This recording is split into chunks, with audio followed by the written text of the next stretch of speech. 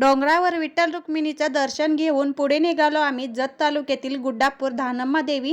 जर त्या भागातील कोणी असेल तर नक्की कमेंट करा। धानम्मा देवीला आम्ही गेलोत। हा मेन गेट आहे धानम्मा देवीचा। इथून आम्ही रांगेतून आत गेलोत। फारशी गर्दी नव्हती, पण आत मोबाईल वापरण्यासाठी अलाउड नव्हतं, त्यामुळे दर्शन घेताना व्हिडिओ करता नाही आला। आम्ही दर्शन घेतलं, थोडीशी खरेदी केली आणि घरी येताना गाडीत चाललेली थोडीशी मस्ती आणि संध्याकाळी वाढदिवस साजरा केला।